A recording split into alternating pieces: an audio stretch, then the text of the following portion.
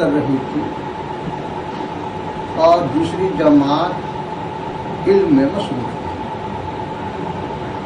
حضور پاک علیہ السلام نے ان دونوں جماعتوں کو ملاحظہ فرمایا اور ارشاد فرمایا کہ لا ہما علی الخیر، یہ دونوں جماعتیں خیر پر ہیں، یہ دونوں جماعتیں خیر کا کام کر رہی ہیں، اچھا کر رہی ہیں، لیکن میں معلم بنا کر بھیجا گیا ہوں، اس لیے تعلیم والی جماعت میں بیٹھتا ہوں۔ تو اس کی وجہ یہ بتلائی گئی کہ علم ایک ایسی نعمت ہے، علم ایک ایسی دولت ہے کہ اس کی روشنی نہ صرف علم پانے والے کو ملتی ہے بلکہ اس کی روشنی سے دوسروں کو بھی وہ مستفیض کر سکتا ہے۔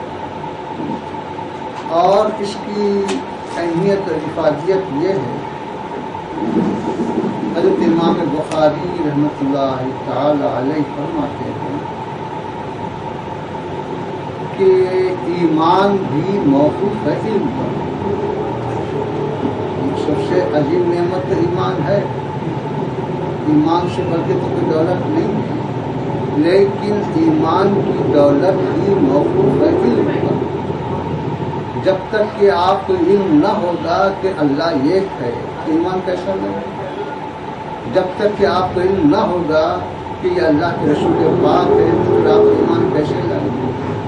جب تک کہ آپ کو قرآن کتابوں کا، فرشتوں کا، قیامت کا اور اتنی چیزیں ہیں ان کا جب تک کہ علم نہیں ہوگا ایمان نہیں لا سکتے۔ تو ایمان لانے کا مطلب یہ ہے کہ پہلے ان کو جاننا، اس کے بعد پھر ماننا۔ تو ماننے کی بات بعد میں آئے گی، پہلے جاننے کی بات آئے گی۔ تو پہلے جانیں گے تو پھر بعد میں مانیں گے۔ اس لیے آپ فرماتے ہیں کہ ایمان جیسی دولت بھی علم پر موقوف، علم کی اہمیت۔ پھر اس امت کی خصوصیت یہ بتلائی گئی کہ یہ امت دیگر امتوں کے مقابلے میں جو خصوصیت رکھتی ہے، جو فضیلت رکھتی ہے، یہ کہ سابق میں کئی انبیاء تشریف لائے اور ہر نبی نے اپنا اپنا کام کیا، لیکن کسی نبی کی امت نے اپنے نبی کی کسی چیز کو محفوظ نہیں رکھا۔ آج عیسائی یا یہودی یہ نہیں بتلا سکتے کہ حضرت عیسیٰ علیہ السلام کس طرح کھاتے تھے، نہیں بتا سکتے۔ حضرت عیسیٰ علیہ السلام ہمارے پیدا ہوئے سب بولیں گے، لیکن حضرت سوتے کیسا تھے، حضرت کھاتے کیسا تھے، حضرت گفتگو کیسا کرتے تھے، آپ کی تبلیغ کا طریقہ کیا تھا اور آپ کی ہدایت کا طریقہ کیا تھا، کوئی چیز نہیں بتلا سکتے۔ نہ یہودی بتلا سکتے، نہ عیسائی بتلا سکتے۔ یہ صرف مسلمانوں کو اللہ نے یہ نعمت دی کہ مسلمان حضور پاک علیہ السلام کے ایک ایک قول کی، ایک ایک فعل کی حفاظت کرتے ہیں۔ اسی لیے تو لاکھوں احادیث جمع ہو گئے، لاکھوں جو ہے کتابیں لکھی گئی، اور آج کوئی بھی مخالف اسلام اگر پوچھنا چاہے کہ بتلاؤ کہ تمہارے نبی معاملہ کیسا کرتے تھے، تو ہمارے پاس کا ایک متوسط طالب علم بتا سکتا ہے کہ حضور پاک علیہ السلام اس طرح سے معاملہ فرماتے، بیع فرماتے تو ایسا بیع، باس فرماتے تو ایسا باس فرماتے، اگر آپ خطبہ ارشاد فرماتے تو ایسا۔ کوئی ہمارے پاس رکاوٹ نہیں ہے کیونکہ ہر چیز موجود ہے۔ تو اسی طرح بتلایا گیا کہ اس امت کی یہ خصوصیت ہے، یہ فضیلت ہے کہ اللہ نے اس کو علم سے جوڑا ہے، علم سے اس کو جو ہے سرفراز کیا ہے۔ ہر نبی کے جو معجزات گزرے ہیں، جو کتابوں میں پڑھنے میں آتے ہیں، وہ اپنی جگہ حق ہے۔ کسی نبی کے کسی معجزے سے انکار نہیں کیا جا سکتا۔ ہر نبی کا معجزہ ان کے حالات کے لحاظ سے، اس زمانے کے تقاضوں کے لحاظ سے دیا گیا اور وہ حق ہے، اس پر ایمان ہے۔ لیکن اب اس وقت دنیا میں کیا کسی نبی کا معجزہ موجود ہے؟ اونٹنی پیدا ہوئی ختم ہو، دریا نیل پھٹ گئی مل گئی، سب ختم ہو، صرف حضور پاک علیہ السلام کا معجزہ ہی باقی ہے جو قیامت تک، وہ ہے قرآن مجید، وہ ہے قرآن مجید۔ اللہ نے آپ کو یہ جو کتاب دی معجزے کے طور پر دی، اور یہ کتاب آج تک باقی ہے، قیامت تک باقی رہے گی، اور ایسی ہی نہیں ہے بلکہ ساری دنیا کو چیلنج کرتے ہوئے آئی، اور چیلنج اس کا بھی باقی ہے کہ میں خدا کا کلام ہوں۔ اگر اس میں کسی کو کوئی شک و شبہ ہے تو پورا قرآن کے 30 پاروں کو لانے کی ضرورت نہیں، ایک سورہ لا لو بس۔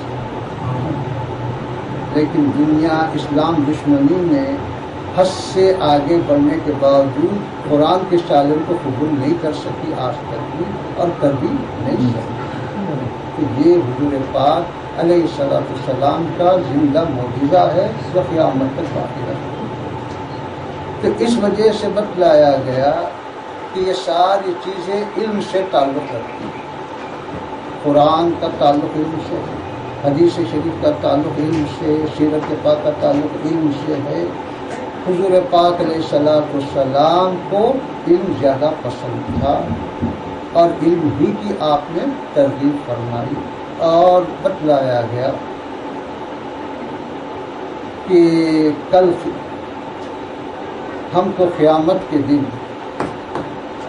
ہر ایک کو اٹھنا ہے، ہر ایک کو سوال جواب دینا ہی ہے، لیکن حضرت سیدنا علی رضی اللہ تعالیٰ عنہ فرماتے ہیں آدمی جس حالت میں مرتا ہے اسی حالت میں اٹھایا جاتا ہے۔ اگر وہ علم کی حالت میں مرا ہے تو علم کی حالت میں اٹھایا جائے گا، اگر وہ علم کی حالت میں نہیں مرا تو بغیر علم کی حالت پر اٹھایا جائے گا۔ آپ فرماتے ہیں بہتر یہ ہے کہ تم علم کی حالت پر اٹھائے جاؤ۔ تو اس لیے ہمارے مذہب میں حکم دیا گیا کہ علم کا سیکھنا، علم کا حاصل کرنا، علم کا طلب کرنا ہر مسلمان پر فرض ہے۔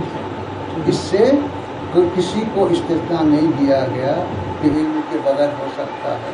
ہاں، پورے آپ کو عالم و فاضل ہونے کی ضرورت نہیں ہے، لیکن ضروریات دین کے حد تک تو ہم کو علم سیکھنا ہے، اپنے عقائد کی حفاظت کے لیے تو ہم کو، ورنہ ہم کو ہمارا عقیدہ معلوم نہیں، یہ ہمارا عقیدہ کیا ہے، تو جب عقیدہ ہی معلوم نہیں ہے تو حفاظت کیا کریں گے، پھر اس کی تبلیغ کیا کریں گے، لوگوں کو اس کی تفہیم کیا کریں گے۔ تو اس لیے یہ جو لائبریری قائم کی گئی اسی مقصد کے تحت کہ ہم سب سے پہلے اپنے مذہب کو سمجھیں، ہم اپنے مذہب سے پہلے واقف ہو جائیں۔ تو ہم جب واقف ہو جائیں گے، ہم جب سمجھ جائیں گے تو پھر دوسروں کو بھی سمجھا سکیں گے، دوسروں کو بتا سکیں گے، دوسروں کو تبلیغ کر سکیں گے۔ یہ کہ اس وجہ سے یہ علم کا ایک مرکز ہے، علم کا ایک ٹھکانہ ہے کہ جہاں آ کر آدمی اپنی تشنگی کو بجا سکتا ہے، اور جہاں اس کو کوئی اشکال ہے، کوئی بات پوچھنی ہے تو پوچھ بھی سکتا ہے، کیونکہ علم کے لیے کوئی شرم کی بات نہیں ہے، علم کے لیے کوئی حجاب کی بات نہیں ہے۔ علم جو ہے محض سے لحد تک ہے، اور کوئی بھی آدمی علم میں دعویٰ نہیں کر سکتا کہ میں